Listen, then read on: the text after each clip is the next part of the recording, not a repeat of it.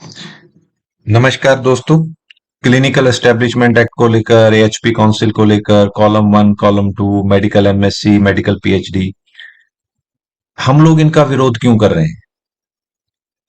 जय मिलाप इंडिया 2017 में हमने एक बेसिक जो हमारा लैब टेक्नीशियन ओनर्स हैं, अगर भारत में 100 लैब है तो उसमें से 90% हम लोग रन करते हैं, चाहे वो बेसिक कैटेगरी हो, मीडियम हो, एडवांस हो। जो लैब टेक्नीशियन रन करते हैं, चाहे वो डिप्लोमा होल्डर्स हो, बैचलर डिग्री हो, एमएससी हो या पीएचडी हो, हम लोग इन कानूनों में ऐसा क्या है जो विरोध कर रहे हैं? अगर इससे लड़ना है तो ये जानना बहुत जरूरी है।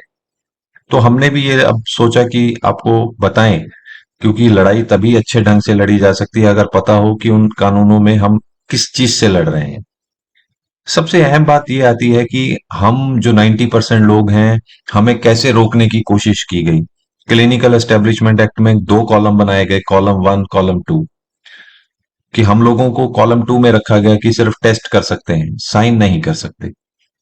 हम 90% जो लोग हैं वो यूनिवर्सिटी से आते हैं। हम लोगों की डिग्रीज जो है वो यूनिवर्सिटी से हैं, और यूनिवर्सिटी अपने आप में एक ऑटोनॉमस बॉडी होती है। तो अगर कहीं क्लिनिकल एस्टेब्लिशमेंट एक्ट में कॉलम वन में आ जाए, मान लीजिए यूनिवर्सिटी से हमारी मेडिकल एमएससी है, मान लीजिए, तब भी उसको एएचपी में कैसे रोकना है, एआईसीटीई को इन्वॉल्व करना है। और सबसे अहम, स्टेट मेडिकल एजुकेशन डिपार्टमेंट, जैसे हमारे पंजाब में डीआरएमई डिपार्टमेंट है, उसको कैसे इन्वॉल्व करना है। और एएचपी काउंसिल में कैसे यूनिवर्सिटीज को हटाया गया है, कम पावरफुल किया गया है, या हटा ही दिया गया है। तो ये सब जानना बहुत जरूरी है, तभी हम अच्छे ढंग से लड़ेंगे। ये हमने बहुत बार वीडियो तैयार की, लेकिन हर बार नहीं अपलोड कर पाए क्योंकि इसको शॉर्ट रखना पड़ता है। तो जल्दी से इसको शॉर्ट रखने की कोशिश करेंगे। ये बात शुरू होती है 2017 में। मेडिकल काउंसिल ऑफ इंडिया और एनएबीएल आपस में लेटर्स के जरिए अपनी जवाब तलबी करते हैं, और मोटा मोटा मेडिकल काउंसिल ऑफ इंडिया एक स्टैंड लेती है, एक लेटर के जरिए रिटर्न स्टैंड लेती है, और उसमें यह कहा जाता है कि जितनी भी पैथोलॉजी रिपोर्ट्स हैं उस पे एमसीआई रजिस्टर्ड आदमी, एमसीआई में तो अब कम से कम एमबीबीएस रजिस्टर होता है, तो एमबीबीएस कम से कम लैब की रिपोर्ट पे होना चाहिए। अब इसका बेस क्या है, हमें ये तो पता है, लेकिन इसका बेस क्या है? बेस है 1956 का एक आईएमसी एक्ट है, इंडियन मेडिकल काउंसिल एक्ट। उसमें मॉडर्न मेडिसिन की जो डेफिनेशन है वो ये कहती है कि पैथोलॉजी जो है वो मेडिसिन की सब ब्रांच है, और इसलिए मेडिसिन की सबसे छोटी डिग्री एमबीबीएस है, और इसलिए पैथोलॉजी रिपोर्ट पे कम से कम मिनिमम एमबीबीएस के साइन चाहिए। ये वो सुप्रीम कोर्ट में भी देती है। ये जून 2017 की लेटर है। फिर सुप्रीम कोर्ट का केस वो 12 दिसंबर 2017 को जीतते हैं, और 14 दिसंबर 2017 को इस कोर्ट का हवाला देके वो एक सभी जो रजिस्ट्रार हैं स्टेट मेडिकल काउंसिल्स की, उनको एक लेटर जारी कर देती है, और ये जारी कर देती है कि पैथोलॉजी रिपोर्ट पे कम से कम पैथोलॉजिस्ट और एमसीए रजिस्टर्ड आदमी के साइन होने चाहिए। ये यहां से शुरू होता है। बहुत इसकी बेस पे, ये जो एमसीआई के बेस पे सरकार सबसे पहले क्लिनिकल एस्टेब्लिशमेंट एक्ट 2017 के ड्राफ्ट रूल लेके आती है। यहाँ पे आप देखिए, ये डेट है 5 मई 2017। अगर इसका हम इंग्लिश वर्जन देखेंगे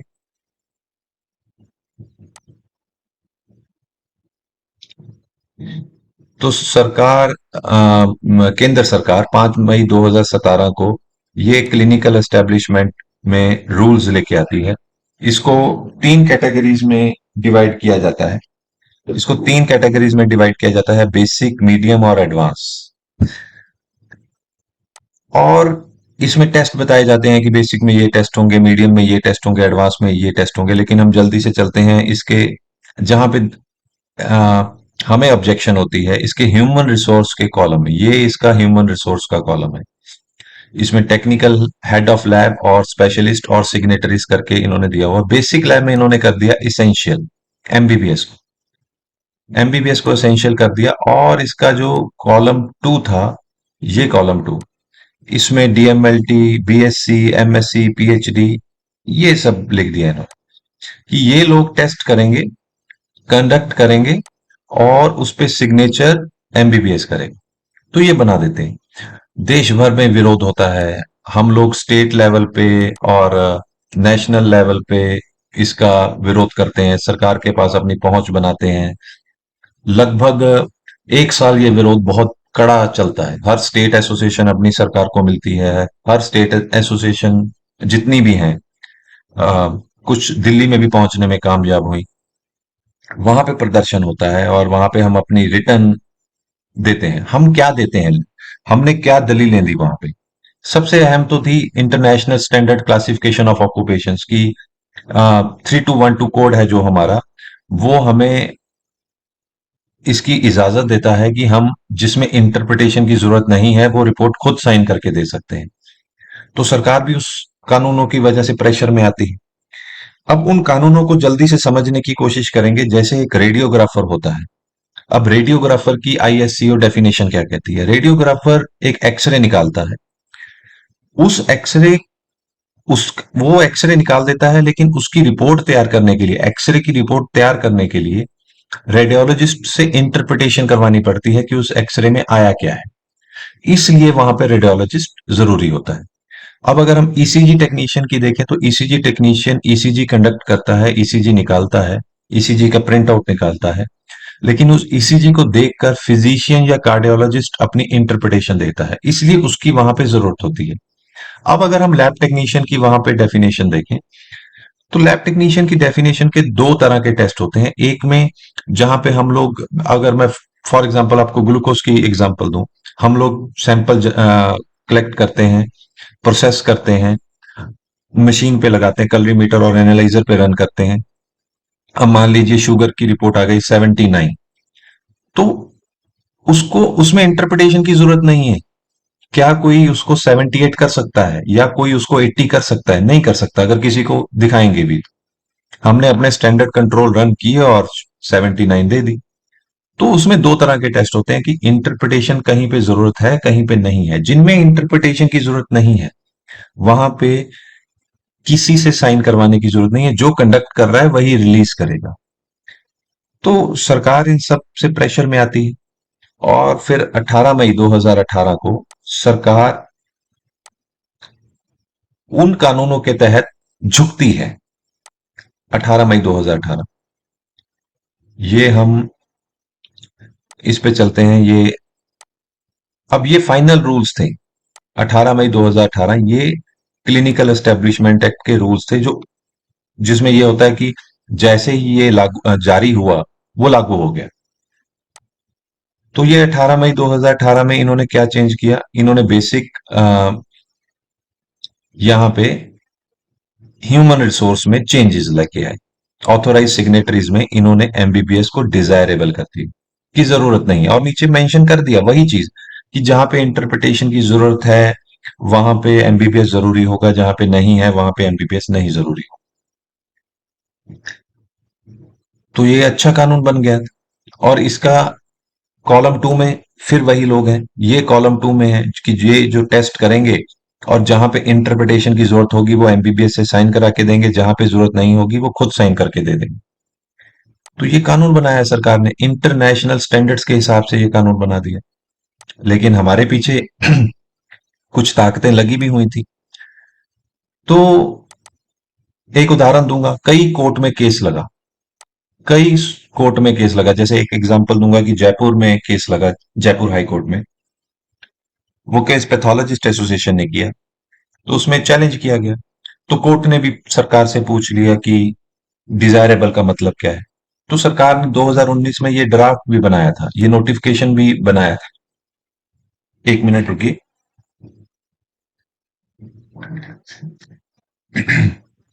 तो सरकार ने ये ड्राफ्ट बनाया था 2 मार्च 2019 में, 15 मार्च 2019।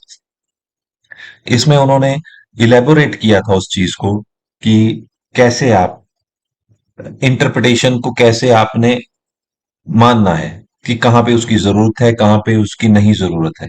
लेकिन ये लागू नहीं हो पाया। ये भी लागू नहीं हो पाया।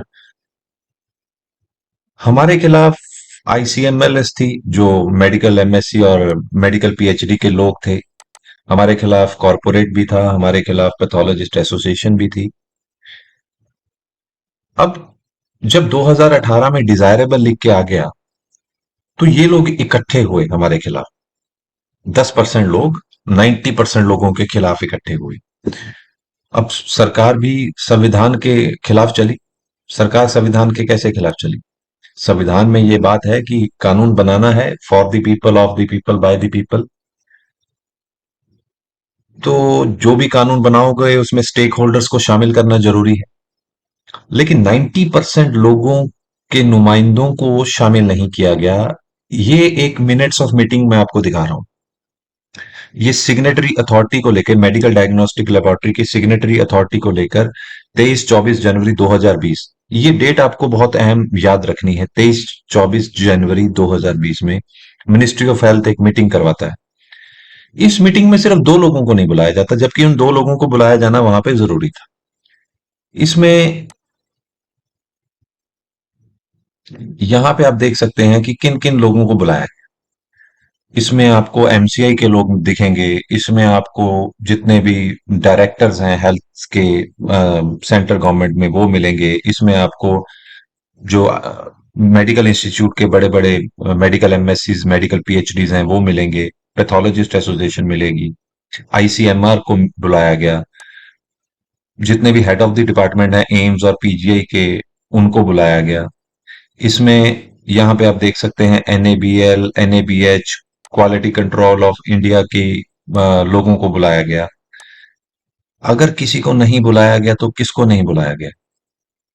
अगर किसी को नहीं बुलाया गया तो एक तो जयमल आपको, जो बेसिक 90% बेसिक लैब ओनर्स को लीड कर रही थी, उसको नहीं बुलाया गया। चलिए हम ये छोड़िए, किसी भी एक लैब टेक्नीशियन ओनर को नहीं बुलाया गया, और यूजीसी को नहीं बुलाया गया। यूजीसी को बुलाया जाना बहुत जरूरी था।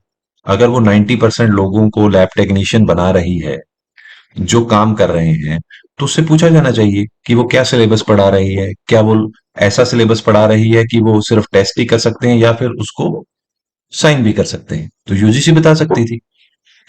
उसको नहीं बुलाया गया। दो लोगों को इसमें शामिल नहीं किया क्योंकि रणनीति कुछ और थी। इसमें पैथोलॉजिस्ट भी हैं, इसमें आईसीएमएलएस के हैं, मेडिकल एमएससी पीएचडी भी हैं। मैं नाम नहीं लूंगा, लेकिन आप इसको स्टडी करेंगे तो इसमें आपको कॉर्पोरेट के लोग भी मिल जाएंगे, जो कॉर्पोरेट से जुड़े हुए हैं, जो कॉर्पोरेट के हितों की रक्षा करने के लिए वहां पे बैठे थे। और चौथी तो सरकार थी ही। तो चार लोग आपस में मीटिंग करते हैं। 23 जनवरी 2020 ये मीटिंग होती है, और इस मीटिंग में कुछ फैसले होते हैं। ये चारों लोग मिलकर कुछ फैसले करते हैं। और इससे सही 10 दिन बाद, 23 जनवरी 2020 को मीटिंग होती है, और इससे सही 10 दिन बाद मेडिकल काउंसिल ऑफ इंडिया 3 फरवरी 2020 को लेटर जारी करती है। 2017 में यही मेडिकल काउंसिल ऑफ इंडिया ने लिखा था कि सिर्फ पैथोलॉजी रिपोर्ट पे एमबीबीएस से कम किसी के साइन नहीं चलेंगे। लेकिन फिर इस मीटिंग के 10 दिन बाद एमसीआई लेटर जारी कर देती है कि नहीं, मेडिकल एमएससी, मेडिकल पीएचडी अपनी स्पेशलिटी के हिसाब से विदाउट इंटरप्रिटेशन साइन कर सकते हैं। ये उनकी लेटर है 10 दिन बाद। तो जो भी समझौता हुआ, मैं बिना डॉक्यूमेंट के बात नहीं करूंगा, जो भी समझौता हुआ उसके तहत एमसीआई ने लेटर जारी किया। 23 जनवरी 2020 को वो मीटिंग हुई। 10 दिन बाद 3 फरवरी 2020 को ये एमसीआई ने लेटर जारी की। और उसके 10 दिन बाद, उसके 10 दिन बाद ये 14 फरवरी 2020, अब सरकार ने कानून में अमेंडमेंट कर दी। किस कानून में अमेंडमेंट कर दी? वो डिजायरेबल जो 18 मई 2018 को था, उसमें अमेंडमेंट कर दी। अब इसमें अमेंडमेंट में लिखा क्या सरकार ने?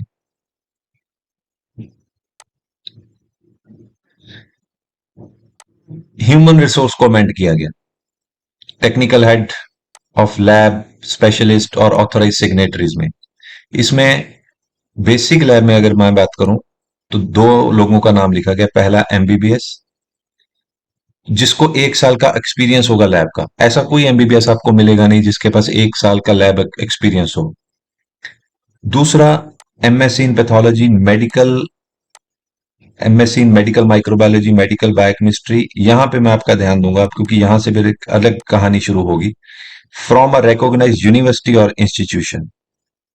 अब इन्होंने लिख दिया कि medical MSc from a recognised university और इंस्टीट्यूशन।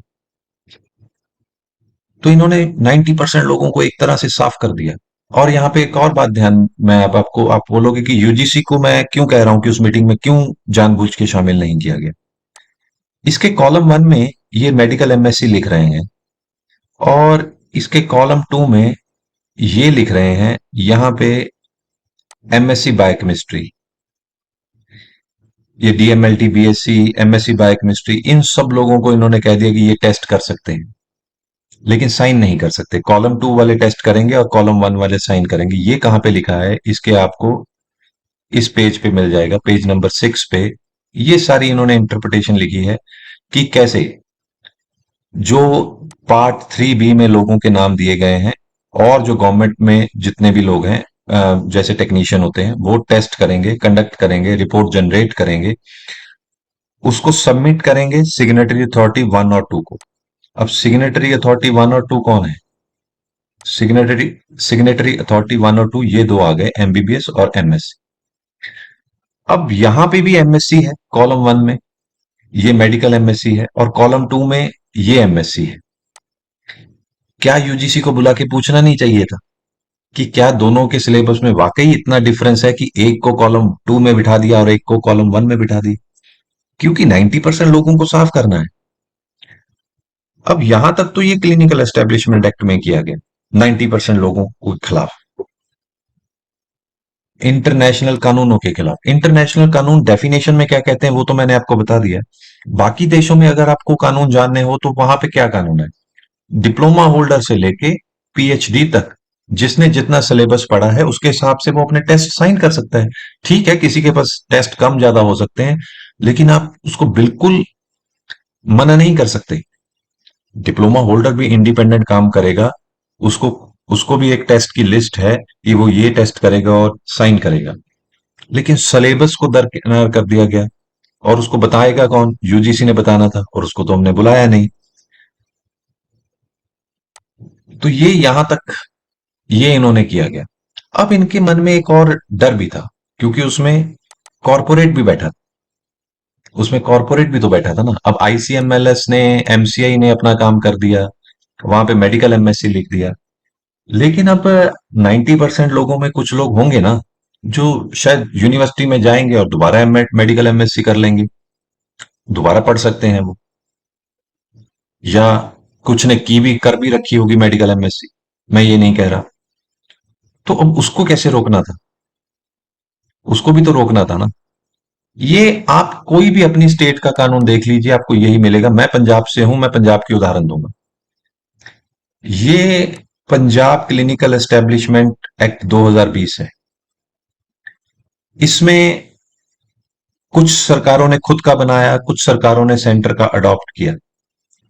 हमने इसका बहुत विरोध किया था, करीब 10,000 के करीब ईमेल किए थे जब ये लागू जारी हुआ था, लागू हुआ था। ये लागू है, आज की डेट में पंजाब में लागू है, लेकिन लैब्स इसके अंडर नहीं आती, क्योंकि हमने 10,000 ईमेल किए थे सरकार को, और सरकार ने फिलहाल उसमें लैब को बाहर रखा है। हमने इसका विरोध क्यों किया? और आप अपनी जो स्टेट एसोसिएशन में, स्टेट में होगा सीईए, उसको भी जारी कर सकते हैं। इसकी डेफिनेशन के को देखिए, क्वालिफाइड पैरामेडिकल पर्सन। देखिए ये 2020 में हुआ था। हमें उससे पहले नॉमेनक्लेचर जो है वो पैरामेडिकल बताया जाता था, हमें पैरामेडिकल नाम दिया जाता था। अब 2021 में क्योंकि एएचपी काउंसिल बन गई है, तो अब हमें अलाइड हेल्थ प्रोफेशनल बोला जाता है, क्योंकि ये एक्ट 2020 में आया, इसलिए उसमें पैरामेडिकल पर्सन लिखा हुआ है। तो क्वालिफाइड पैरामेडिकल पर्सन की डेफिनेशन क्या दी हुई? उनको पता है 90% लोग यूनिवर्सिटी से आएंगे, चाहे वो मेडिकल एमएससी होकर ही क्यों ना आए। तो क्या लिखा है यहां पे? A person holding a qualification recognized bye state government. अब स्टेट गवर्नमेंट तो यूनिवर्सिटी को भी परमिशन देती है, लेकिन स्टेट फिर सीधा यूनिवर्सिटी भी लिखा जा सकता था, या फिर recognized bye UGC approved university लिखा जा सकता था। लेकिन स्टेट गवर्नमेंट ऐसा शब्द क्यों इस्तेमाल किया गया? हम इसके लिए अलर्ट थे, क्योंकि 24 जनवरी 2020 की मीटिंग के बाद हम काफी अलर्ट थे कि सरकार ने ये सब किया है। हमने इसको स्टडी किया। स्टेट गवर्नमेंट का मतलब क्या? State medical education department.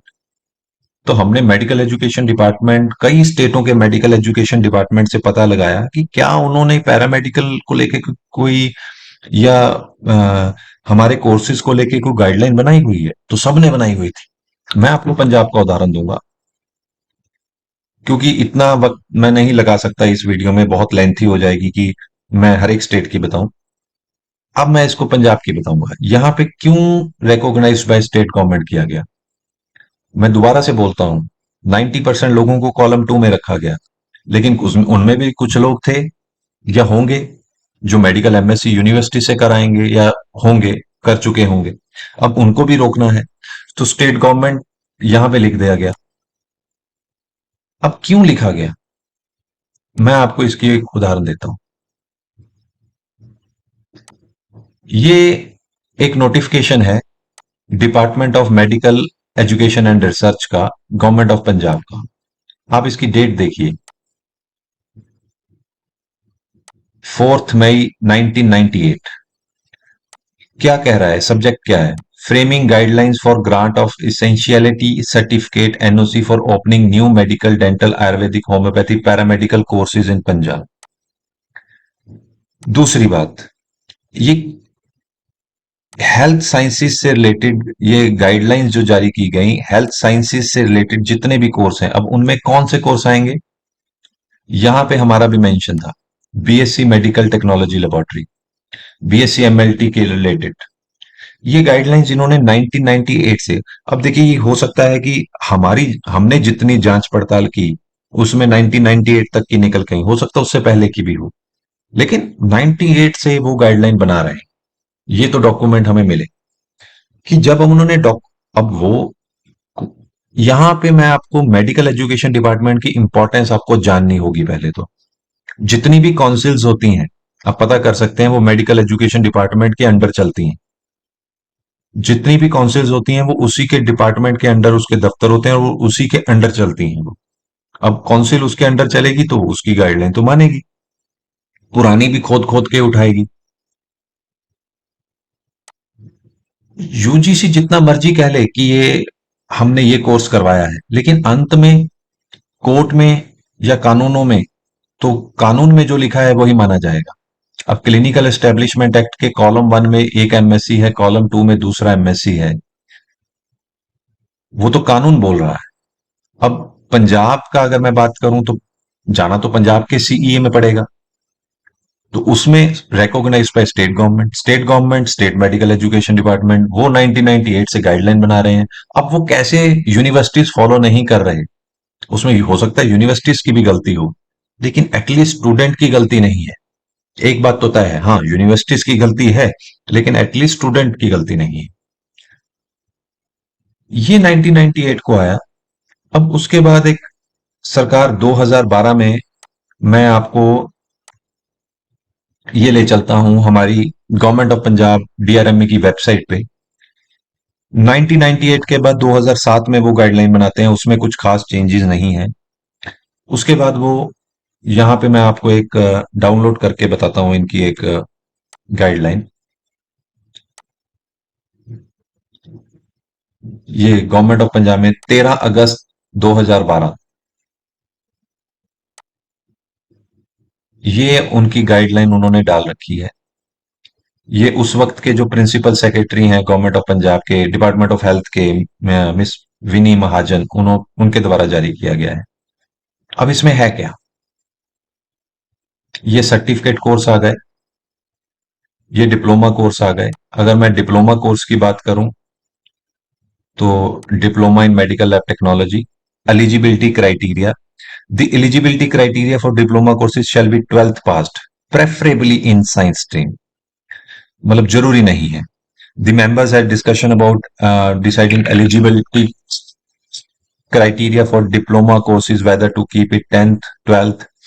It had been seen that few candidates with science stream opt for diploma courses, so it was decided to open the course for all 12th passed candidates. The diploma के लिए 12th कहीं से भी हो या किसी भी stream में हो तो वो एडमिशन ले सकता है। तो इन्होंने इसमें सिलेबस वो 1998 से गाइडलाइंस में हर चीज बता रहे हैं। ये बीएससी आ गया। बीएससी में वो कैसे, ये बीएससी मेडिकल लैब टेक्नोलॉजी है।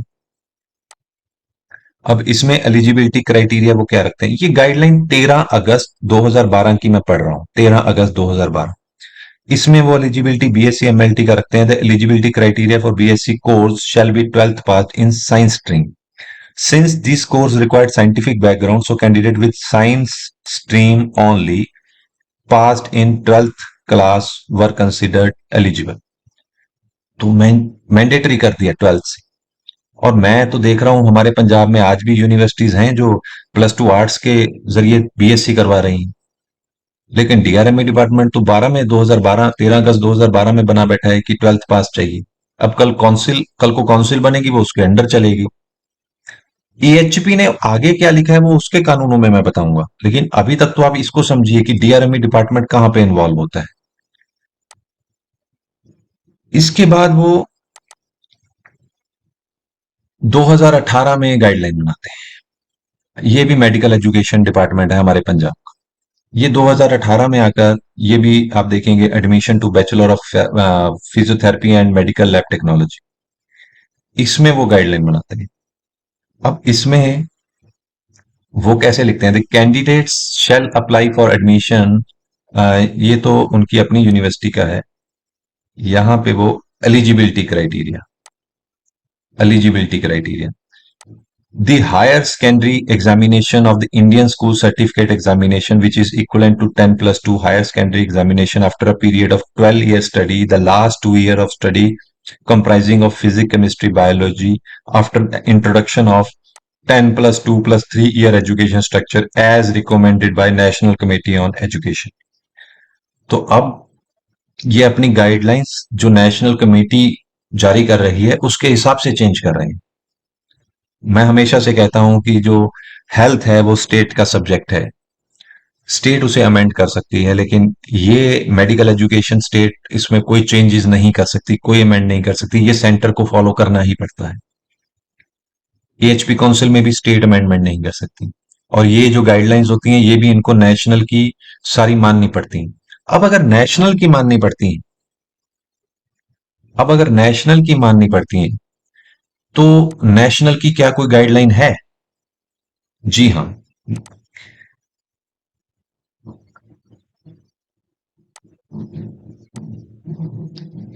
ये मिनिस्ट्री ऑफ हेल्थ ने 2015-16 में, अब यहां पे एक सेक्शन देख लीजिए आप, ये सेक्शन आपके बहुत काम, मतलब बार बार अब आपको सुनना पड़ेगा इसको, allied health section, ministry of health का। अब इसने क्यूरिकुलम जारी कर दिया एमएलएस का, एमएलएस का नहीं, फिजियोथेरेपिस्ट का, जितने भी कोर्सेज हैं एएचएस सेक्शन के अंडर आ रहे हैं उस सब का जारी कर दिया, जारी ने कर दिया और लागू कर दिया। अब यूनिवर्सिटी ये तय नहीं किया कि यूनिवर्सिटीज इसको फॉलो कर रही हैं या नहीं कर। अब कल को हमारी जो काउंसिल है वो जो मेडिकल एजुकेशन डिपार्टमेंट के अंडर चलेगी और वो काउंसिल सेंटर के अंडर चलेगी, तो वो स्टेट डीआरएमई की गाइडलाइन भी उठाएगी आपको रजिस्टर करने से पहले कौन से कॉलम में आपको रखना है, और एएचएस सेक्शन को भी देखेगी। उसमें यूनिवर्सिटीज नहीं आती, वो एएचपी सेक्शन में देखेंगे। अब इसके हम पेज में सीधा चले जाते हैं कि इसमें क्या, इसमें एएचएस सेक्शन में क्या है। ये आप इसके पेज 82 पे आओगे तो bachelor in medical lab sciences है, एमएलएस की इन्होंने गाइडलाइन दे रखी है। ये 2015-16 आप इसको देख लीजिए कि मैं 2015-16 में हूं।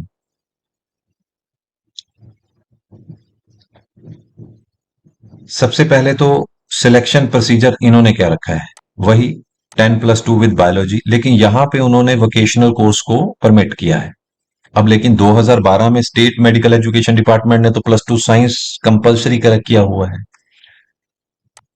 प्रोविजन ऑफ लेटरल एंट्री को सही ठहराया गया है कि हाँ लेटरल एंट्री हो सकती है, लेकिन अब 15-16 में वो ड्यूरेशन ऑफ कोर्स क्या कर देते हैं, duration of course total 4 years का कर देते हैं। हमारे यहाँ तो आज भी यूनिवर्सिटीज हैं जो 3 साल की बीएससी करवा रही हैं। आपने कोर्स लागू कर दिया, उसको गाइडलाइन बना दी, एएचएस सेक्शन से बना दी, अब हम इसी एएचएस सेक्शन के अंडर हमारी एएचपी काउंसिल चलेगी, वो HP council state medical education department के अंडर बैठेगी। तो गाइडलाइन तो ये तय करेंगी, लेकिन हम लोग 90% यूनिवर्सिटी से आते हैं। आपने ये तो देखा नहीं कि वहां पे गाइडलाइंस फॉलो हो रही हैं या नहीं। तो अगर उसमें स्टूडेंट कहाँ रह जाएगा। अब यहाँ पे आपने 4 साल की बीएससी कर दी, और उसमें 3.5 साल की बीएससी और 6 साल की, 6 महीने की इंटर्नशिप। सिलेबस अलग से है, सिलेबस की जो गाइडलाइन है वो अलग से है। तो पहले तो हमें ये दो चीजें समझ में आई कि टोटल चार हैं। देखिए, मैं फिर से आपको 24 जनवरी 2020 पे लेके जाना चाहूंगा, क्योंकि बार बार वहां बात वहीं से शुरू होगी, अब वहीं पे जाएगी। वहां पे चार लोग बैठे थे, आईसीएमएलएस, कॉरपोरेट, पैथोलॉजिस्ट और गवर्नमेंट। क्लिनिकल एस्टेब्लिशमेंट एक्ट में कॉलम 1 2 बना दिया गया, लेकिन कुछ लोग अगर by chance medical MSc university से हो भी जाएं, तो अब उनको कौन से चार पैमानों पे उतरना पड़ेगा, उसके लिए पर प्रबंध किया गया। पहला, स्टेट मेडिकल एजुकेशन डिपार्टमेंट। दूसरा, एएचएस सेक्शन। तीसरा, एआईसीटीई। और चौथा, एएचबी। हमने दो तय कर ली, डीआरएमई डिपार्टमेंट और एएचएस सेक्शन। अब हम आपको तीसरे पे लेके चलते हैं। अब हमें ये बात कैसे पता लगी, पहले उसको आपको जानना बहुत जरूरी है। हमें एक मुद्दा पता लगा। हमारे पंजाब में सरकारी यूनिवर्सिटी है, गवर्नमेंट की यूनिवर्सिटी है, पंजाब टेक्निकल यूनिवर्सिटी।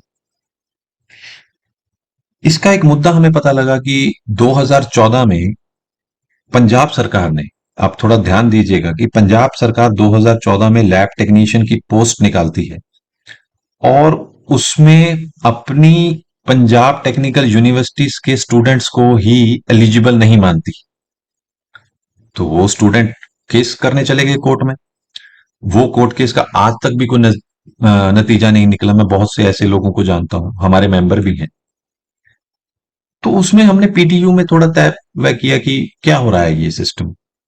तो हम पीटीयू की 11 फरवरी 2019 को हमें एक लेटर मिली। हम उनसे मिले भी।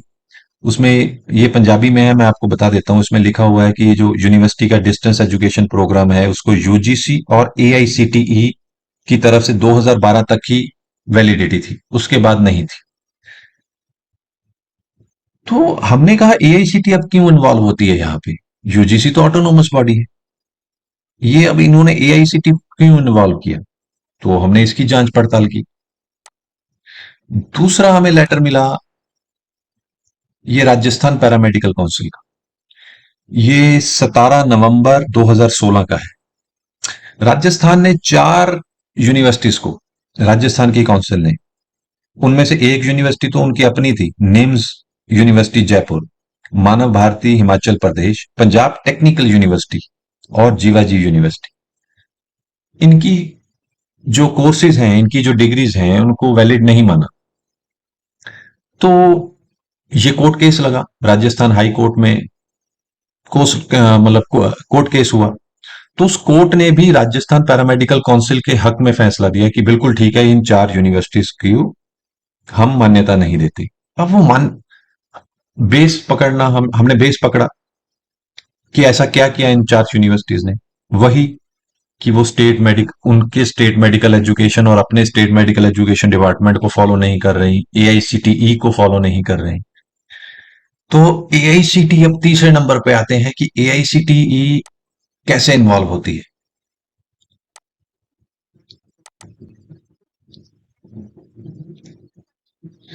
All India council for technical education, ये 2012 में वो गाइडलाइन इशू करते हैं। ये 200 पेजेस की गाइडलाइन है। इसमें मेडिकल लैब टेक्नोलॉजी को भी शामिल कर लिया जाता है। इसमें वो 2012 में इसमें ये कहकर आते हैं कि जिस भी कोर्स में टेक्निकल वर्क है, वो कोर्स की गाइडलाइन हमें जारी करने का अधिकार है। तो डिस्टेंस एजुकेशन सबसे पहले उन्होंने बंद करवाई। कुछ डिस्टेंस एजुकेशन के कोर्सेज ऐसे हैं कि उसके 2 सेमेस्टर डिस्टेंस एजुकेशन के हैं, और अगले दो 2012 के बाद वाला भी डिस्टेंस हो गया, क्योंकि उसमें यूनिवर्सिटी ने ये दलील दी कि ये तो पहले से एडमिशन ले चुका था। उनको भी यूनिवर्सिटी ने, एआईसीटी ने रिजेक्ट किया कि नहीं, जब हमने 2012 में गाइडलाइन दे दी थी, तो उसके बाद अगर एक भी सेमेस्टर आपने रेगुलर नहीं करवाया तो हम उसको नहीं मानेंगे। इसमें उन्होंने गाइडलाइन बनाई एआईसीटी ने। हमारी नॉलेज में देखिए 2012 तक ही है। मैं फिर से कह रहा हूं कि अम, अगर हम ये कहें कि हमें सब कुछ पता है और सब डॉक्यूमेंट है हमारे पास, तो मुझे 2012 वाला मिला। हो सकता है एआईसीटी ने 2012 के पहले भी मेडिकल लैब टेक्नोलॉजी को शामिल किया हो, लेकिन हमें तो जो मिल पाया अपनी रिसर्च में 2012। अगर आपके पास ऐसा कोई डॉक्यूमेंट मिले तो हमें जरूर भेजो। अब जैसे मेडिकल एजुकेशन डिपार्टमेंट की बात की मैंने पंजाब की, तो 1998 तक तो हम ढूंढ लाए। उसके पहले का कोई है तो हम नहीं कह सकते। अगर आप इनकी वेबसाइट पे जाएं, तो अगर मैं मेडिकल एजुकेशन डिपार्टमेंट पंजाब की बात करूं तो 2012 के पहले का कोई डॉक्यूमेंट वेबसाइट पे नहीं है। तो हमने 98 तक का ढूंढा। उससे पीछे तो डिपार्टमेंट वाले भी नहीं ढूंढ पाते शायद, लेकिन उनके पास पड़ा हो तो वो तो मौके पे ही निकालेंगे वो। तो तीसरा इसमें एआईसीटी इन्वॉल्व हो गई, उसने गाइडलाइंस बनानी शुरू कर दी। अब एआईसीटीई तीसरा पैरामीटर तय कर दिया गया कि हमारी डिग्री उसके अनुकूल है या नहीं। मैं मोटा मोटा आपको बताऊं कि अगर मैं उदाहरण के तौर पे बताऊं कि अगर किसी की पंजाब में बीएससी है, तो 2012 से पहले वो, अगर मैं छोटे छोटे पैरामीटर बताऊं, सिलेबस के पैरामीटर तो अभी छोड़ ही दीजिए। 2012 से पहले वो प्लस टू आर्ट्स है। 2012 से 16 तक वो प्लस टू साइंस है, लेकिन वो 3 साल की बीएससी है। 2015-16 के बाद वो प्लस टू साइंस है और 4 साल की बीएससी है। ऐसे ही मेडिकल एमएससी की गाइडलाइन बना दी गई। एएचएस सेक्शन में मेडिकल एमएससी की भी गाइडलाइन है। तो फिर तीसरा पैरामीटर आ गया। अब हमें उसमें, लेकिन अब ये क्वेश्चन ये आता है कि अगर यूनिवर्सिटी ऑटोनोमस बॉडी है, हमें चिंता किसकी बात की? हमें यूनिवर्सिटी ऑटोनोमस बॉडी है, हमें उसकी चिंता किस बात की? क्योंकि हमें अब एएचपी में रजिस्टर होना है। ये 2015 का है बिल जो हमें पेश करके दिखाया गया था। अब मैं चौथे नंबर पे आता हूं, एएचपी काउंसिल है क्या? क्यों इसका सबसे ज्यादा विरोध करना चाहिए? Allied and health care professional centre council bill सरकार 2015 में लेके आई थी। हमें दिखाया ये गया था, और ये बिल 90% ठीक था। 5-7% इसमें प्रॉब्लम थी, 90% ओवरऑल ये ठीक था। यहां पे आप इसकी दो तीन चीजें आपको नोट करवा दूंगा, फिर मैं आपको दिखाऊंगा कि बताया क्या गया था और बनाया क्या गया। क्यों ये बना, कब? ये मार्च 2021 में राष्ट्रपति जी ने साइन किया और ये बना। अब उससे पहले जनवरी 2020 में वो मीटिंग हुई थी। बिल 2015 में ये पेश किया गया था, लेकिन बना वो दिया गया। अब उसमें चेंजेस क्या की? वही कि यूनिवर्सिटीज को कमजोर करना है।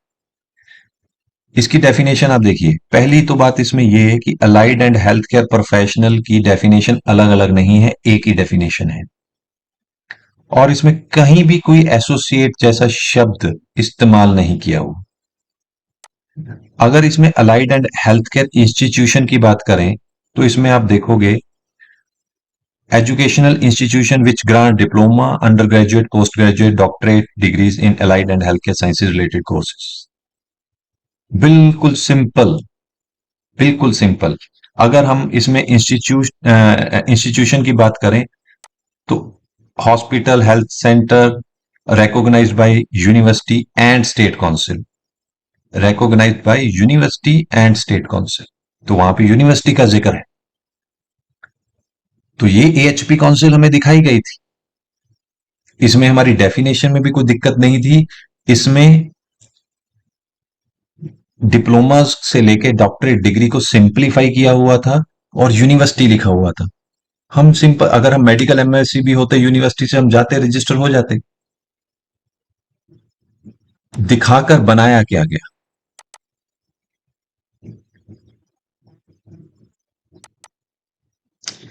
ये अब गैजेट ऑफ इंडिया ने जारी किया, जो कानून बन चुका है आज की डेट में, 28 मार्च 2021। The national commission for allied and health care profession. अब हम लोग, अब इसका विरोध क्यों करना चाहिए? और पहली बात तो यहां पे देखिए, अलाइड हेल्थ प्रोफेशनल और हेल्थ केयर प्रोफेशनल की डेफिनेशन अलग अलग दी। इसमें अब वो बात लिखी है जो पैथोलॉजिस्ट चाहते हैं कि लिख दी जाए। Allied health professional include an associate, technician, technologist who is trained to perform any technical and practical task. ये पैथोलॉजिस्ट भी यही कहते हैं ना हम लोगों के बारे में, कि ये लोग सिर्फ ट्रेंड किए गए हैं कोई भी टेक्निकल और प्रैक्टिकल टास्क परफॉर्म करने के लिए, इससे ज्यादा कुछ नहीं, इससे ज्यादा कुछ नहीं। कॉलम 2 में रखना है ना हम लोगों को, रणनीति वो भी है। अब अगर हम कॉलम 1 की डिग्री लेकर आ भी जाएं यूनिवर्सिटी से, तो उसमें क्या लिखा है? Who has obtained any qualification of diploma और डिग्री अंडर दिस एक्ट। आपको इस पूरी डेफिनेशन में अगर एक बार भी यूनिवर्सिटी दिख गया तो आप देख लीजिए, नहीं दिखेगा। क्या लिखा है यहां पे? Who has obtained any qualification of diploma और degree under this act, duration of which shall not be less than 2000, कहीं 2000 घंटे, कहीं 3600 घंटे। सिलेबस भी इंक्लूड कर लिया, अपने पैरामीटर भी इंक्लूड कर लिए। अब अंडर दिस एक्ट का मतलब क्या है? उसकी रेगुलेशंस हैं, उसकी रेगुलेशंस हैं कि जब कल को ये काउंसिल अपनी रेगुलेशंस बनाएगी, रेगुलेशंस बनाते वक्त सेंटर की जो काउंसिल होगी वो कहां पे बैठी होगी? अलाइड हेल्थ सेक्शन में बैठी होगी, तो वहां की गाइडलाइन जरूर उठाएगी। जब वो किसी स्टेट में आके बैठेगी तो कहां बैठेगी? वहां किस मेडिकल एजुकेशन डिपार्टमेंट के अंडर बैठेगी, तो वहां की गाइडलाइन उठाएगी। अब तीसरा एआईसीटी तो है ही। चौथे नंबर पे ये एएचपी की डेफिनेशन है, यहाँ पे ना तो यूनिवर्सिटी का जिक्र है और डेफिनेशन भी ऐसी लिखी गई है कि सिर्फ टेक्निकल वर्क और प्रैक्टिकल टास्क कर सकते हैं ये लोग। ये डेफिनेशन उन्होंने दी गई, सिलेबस को बांधा। अगर सिलेबस में कोई 19-21 होगी तो भी प्रॉब्लम। अगर सिलेबस ओके है, यूनिवर्सिटी से डिग्री है, तो भी डीआरएमई से अप्रूव्ड है या नहीं, वहां की गाइडलाइन से फॉलो किया गया है या नहीं, एआईसीटी फॉलो की गई है या नहीं, या फिर एएचएस सेक्शन फॉलो किया गया है या नहीं। अब इतनी गाइडलाइंस उन्होंने बना दी। अंत में जो विरोध है उसका, वो इस बात को लेकर है, हमने उस वक्त भी इनको काफी जोरदार विरोध किया था कि एक तरफ तो आप कहते हो कि एएचएस सेक्शन सिर्फ एजुकेशन से रिलेटेड गाइडलाइन बनाएगा, तो फिर यहां पे जो शेड्यूल दिया गया फिजियोथेरेपी प्रोफेशनल के बारे में, इन्होंने यहां पे लिखा the physiotherapy can practice independently और a part of multi disciplinary team, और डिग्री भी बता दी गई, minimum qualification of bachelor degree. Diploma physiotherapy नहीं कर पाएगा इंडिपेंडेंट काम, बैचलर कर पाएगा। यहां पे बता दिया ये काम तो फिर क्लिनिकल एस्टेब्लिशमेंट का था, कौन क्या करेगा ये तो काम क्लिनिकल एस्टेब्लिशमेंट था। इन्होंने अपने हाथ में कैसे ले लिया 2021 में? और अगर ले लिया, किसके बेस पे ले लिया? फिजियोथेरेपिस्ट की ये आईएससीओ डेफिनेशन 2264 के हिसाब से ले लिया। तो अगर उसकी डेफिनेशन को उठा लिया, तो जो आईएससीओ कोड 3212 है जो हमारा है, आप उसको पढ़ लीजिए गूगल पे जाके, और इनका पढ़ लीजिए, जमीन आसमान का फर्क मिलेगा आपको। तो हमारी डेफिनेशन में मेंशन नहीं किए गया, कारण 24 जनवरी 2020 की वो मीटिंग। अब एएचएस सेक्शन में मैं पहले भी बता चुका हूं कि जो लास्ट अब एएचएस सेक्शन ने, जो मेडिकल सर्विस सेक्शन ने ये जो 22 मई 2023 को जवाब भेजा, ये आपको बता चुका हूं, इसके बारे में ज्यादा नहीं बोलूंगा। ये जो जवाब मुझे भेजा 22 मई 2023 को, उसमें मोटा मोटा ये लिखा गया कि आपके जो हमने गाइडलाइन क्लिनिकल एस्टेब्लिशमेंट, उसमें 5 जवाब दिए गए। पहला, क्लिनिकल एस्टेब्लिशमेंट एक्ट का आंसर। दूसरा, क्लिनिकल एस्टेब्लिशमेंट। तीसरा भी क्लिनिकल एस्टेब्लिशमेंट एक्ट के रिलेटेड। चौथा भी क्लिनिकल एस्टेब्लिशमेंट एक्ट के रिलेटेड। लेकिन पांचवें में क्या लिखते हैं कि क्योंकि अब 2021 में हमारा एएचपी बन गया है, तो सेंट्रल गवर्नमेंट उससे कंसल्टेशन करके अब उस वही चेंज कर सकती है, हम नहीं कर सकते। अब वो यहां पर आ गए। ये क्यों ये इतनी चीजें लिखी हैं?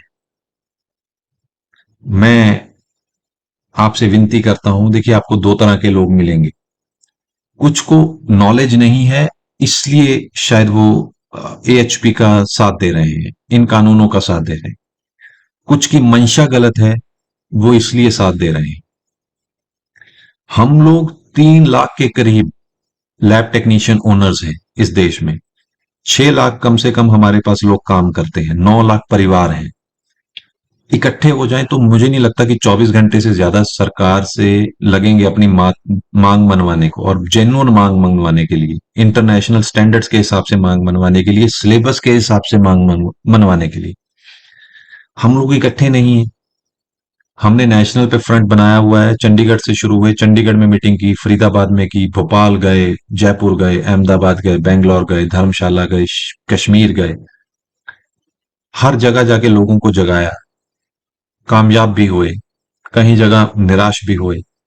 कई कई स्टेट ऐसी हैं जहां पे 8 8 लोग स्टेट प्रेसिडेंट हैं, इकट्ठे नहीं है। डिग्रियों के हिसाब से लोगों ने एसोसिएशन बना रखी है, कुछ लोग एनएबीएल के हक में बोल रहे हैं कि, कुछ लोग उसके खिलाफ। हम लोग कानूनों को समझ ही नहीं पा रहे। मुझे अब इस जो हमारा लैब और टेक्नीशियन ओनर फ्रंट है जैम लैब इंडिया, उसकी पिछली मीटिंग में नेशनल जनरल सेक्रेटरी की जिम्मेदारी दी गई है, तो मैंने ये सोचा कि सबसे पहले तो अगर लड़ाई लड़नी है, तो लड़ाई लड़ने के लिए जरूरी है कि ये पता हो कि लड़ना किस चीज से। अगर हमें ये पता होगा तो हम इसका विरोध कर पाएंगे। पिछले एक हफ्ते में महाराष्ट्र में एएचपी काउंसिल लागू हो गई और झारखंड में लागू हो गई, और मैं आपको बता रहा हूं, ये आपका बुरा हाल कर देगी। आप इसको समझ लीजिए। मुझे हमेशा ये फोर्स किया जाता है हमारे लीडर्स के द्वारा कि आप इसको लेंथी मत कीजिए, क्योंकि मैं बोलता रहूंगा, 10 घंटे बोलता रहूंगा। मैंने अभी आपको शायद 10% डॉक्यूमेंट्स ही दिखाए होंगे। प्रॉब्लम ये है, आप लोग जानना नहीं चाहते। आपके पास कोई डॉक्यूमेंट है, हमें भेजिए। आपके पास कोई सवाल है, हमें भेजिए। मैं वो भी जवाब देने की कोशिश करूंगा, लेकिन इसको समझिए, इन कानूनों को समझिए, और इसका विरोध करना, पूरी ताकत के साथ विरोध करना बहुत जरूरी है। आज की डेट में दिल्ली हेल्थ मिनिस्ट्री में 3 स्टेट्स पहुंच पाई हैं। हम लोग अपने मेंबर पार्लियामेंट को साथ में लेके जब मनसुख मांडविया जी से मिले, तो उन्होंने एक तरह से हमें ताना दिया कि और तो कहीं से कोई रिक्वेस्ट आई नहीं। तो कुछ नहीं करना, 2024 के इलेक्शन आ रहे हैं, अपना अपना मेंबर पार्लियामेंट को फोर्स कीजिए कि हमें खुद अपने साथ दिल्ली डिपार्टमेंट में लेके चलिए, और उन तक हमारी मांग पहुंचाइए, खुद जाइए उनके साथ। हमारा कहीं भी सहयोग चाहिए होगा, हम तैयार हैं, 24/7 तैयार हैं आपके लिए। लेकिन ऐसा मत कीजिए कि आप इसको इग्नोर मत कीजिए। अगर टाइम निकल गया तो फिर कुछ हो नहीं पाएगा। अमेंडमेंट करवानी बहुत मुश्किल है, स्टेट लेवल पे नहीं हो पाएगी। अब मैं आपको इसका पूरा डॉक्यूमेंट दिखा सकता हूं। पहली बात, आप ज्यादा से ज्यादा लोगों को एजुकेट कीजिए। दूसरी बात, कोई भी डॉक्यूमेंट है आपके पास, हमसे भी शेयर कीजिए। कुछ जानना चाहते हैं तो हमसे पूछिए। तीसरी बात, अपनी स्टेट एसोसिएशन को इकट्ठा कीजिए, उनको फोर्स कीजिए कि आप एक मंच पर आओ। डिग्रियों के हिसाब से एसोसिएशन मत बनाइए, डिग्रियों के हिसाब से एसोसिएशन मत बनाइए, और एसोसिएशन बनाकर कंपनियां मत चलाइए। कई जगह एसोसिएशन चल रही हैं, एसोसिएशन के लोगों ने अपनी कंपनी बना ली, जिनसे लड़ने आए थे वही रूप ले लिया। मतलब ऐसा नहीं हो सकता। इसको समझने की जरूरत है, सही दिशा में लड़ने की जरूरत है। हमें हर तरह से रोकने का प्रबंध किया गया है इन दोनों कानूनों के द्वारा। इतने पैरामीटर्स हैं, आप अपनी स्टेट के हिसाब से उठा के देख लीजिए। आपको हर कदम पर रोकने की पूरी रणनीति तैयार कर ली गई है। ऐसा नहीं है कि करने जा रहे हैं, हो चुका है। 2020 में सीईए लागू हो चुका है, 21 में एएचपी लागू हो चुका है। हम हमने 2021 में एएचपी आया था, 7 8 हजार के करीब, पंजाब की बात कर रहा हूं, 7 8 हजार के करीब मेडिकल एजुकेशन डिपार्टमेंट के बाहर हमने लोगों को इकट्ठा किया, घेराव किया, और शाम तक जो वहां के मंत्री थे उन्होंने रिटर्न में हमें उस पर रोक लगाई। वो रोक कभी भी हट सकती है। मतलब ये कह रहा हूं कि जब भी आए उसका विरोध कीजिए। और उनको बोलिए कि हम इन कानूनों के खिलाफ नहीं है, लेकिन अगर अमेंडमेंट करवा देते हो आप, अब आपको पता है कि आपने सेंटर से कैसे अमेंडमेंट करवानी, करनी तो सेंटर ने है। अब आप खुद सेंटर में पहुंचिए या स्टेट एसोसिएशन पे दबाव डाल के उनको सेंटर तक पहुंचाइए, लेकिन करवानी तो पड़ेगी आप। सरकार 75 ईयर ऑफ इंडिपेंडेंस के बाद ये कानून लेके आ रही है, और अब तक के जो लोग हैं उनके लिए कोई पॉलिसी ही नहीं। अंत में कुछ लोग कहते हैं इसमें फायदा बहुत है, मुझे हंसी भी आती है उन लोगों पर। कहते हैं कि जी फायदा बहुत है। अब मैं अगर क्लिनिकल एस्टेब्लिशमेंट एक्ट की बात करूं, अगर मैं ये बात बोल दूं कि देखिए जी टेस्ट करने की आजादी है, टेस्ट करने की परमिशन है, फायदा तो है। ऐसे टेस्ट करने का क्या फायदा जिसको हम खुद साइन करके रिलीज नहीं कर सकते? एएचपी काउंसिल में लोग बोलते हैं कि देखिए जी रजिस्ट्रेशन तो मिल जाएगी। ऐसी रजिस्ट्रेशन का क्या फायदा जिसमें ये लिखा हो कि आप सिर्फ टेक्निकल और प्रैक्टिकल टास्क कर सकते हो? ऐसी रजिस्ट्रेशन का आप क्या करोगे? ऐसी रजिस्ट्रेशन का क्या फायदा जो आपको कॉलम 2 में बना देगी? कॉलम 2 समझिए, कॉलम 2 गुलामों का है, तो आप गुलाम बनना चाहते हैं? एएचपी काउंसिल का ना विरोध कर रहे हैं, न सीईए का विरोध कर रहे हैं। अगर 2015 वाली जो काउंसिल हमें दिखाई गई थी वो बना दी जाए, हमें कोई दिक्कत नहीं है, ज्यादा दिक्कत नहीं है। अगर 2018 वाला डिजायरेबल सीईए जो बनाया था, हमें कोई दिक्कत नहीं है, ज्यादा दिक्कत नहीं है। लेकिन दिखाया कुछ, बनाया कुछ। क्यों? क्योंकि स्टार्टिंग में हम लोग इकट्ठे थे। स्टार्टिंग में हमारी आवाज एक ताकत के साथ जा रही थी। उसके बाद हमें डिवाइड एंड रूल की पॉलिसी खेली गई। +2 साइंस वाले अलग, +2 आर्ट्स वाले अलग, 3 साल वाली बीएससी अलग, 4 साल वाली बीएससी की एसोसिएशन अलग, मेडिकल एजुकेशन इंस्टीट्यूट वाले अलग, यूनिवर्सिटी वाले अलग। हमें डिवाइड किया गया। जब तक हम इकट्ठे थे तो कानून हमारे हिसाब से बन रहे। आपकी मर्जी है, आपको देख लीजिए, आपको इकट्ठे दोबारा होना है तो ये दोबारा उसी लाइन पे आ जाएंगे। नहीं आओगे तो बहुत दिक्कत होने वाली। हमारी विनती है आप इन कानूनों को समझिए और अपनी स्टेट एसोसिएशन को पुरजोर तरीके से मजबूर कीजिए सेंटर तक पहुंचने के लिए। हमने अपना नेशनल फ्रंट जो बनाया है बेसिक लैब ओनर का या लैब टेक्नीशियन लैब ओनर का, हम बिल्कुल ऐसा नहीं चाहते थे। हम तो चाहते थे जो गवर्नमेंट के लैब टेक्नीशियन है, जो सब सब lab technician means lab technician, वो सबकी एक एसोसिएशन बने। हमें मजबूरी में बनानी पड़ी, क्योंकि कोई दूसरा हम हमसे कंसर्न ही नहीं रख रहा था। हमें मजबूरी में बनानी पड़ी। तो जय मलाप इंडिया की तरफ से आपका बहुत बहुत धन्यवाद। मैं राजन बेक्टर, नेशनल जनरल सेक्रेटरी। मैं नंबर भी दूंगा इस वीडियो के साथ अपना। आप आपका कोई भी क्वेश्चन हो और कोई भी डॉक्यूमेंट हो, हमें बहुत से डॉक्यूमेंट ऐसे हो सकते हैं जो हमारे पास ना हो, हमसे कोई सवाल हो जरूर पूछिए, लोगों को गाइड कीजिए। Thank you. जय मलाप, जिंदाबाद।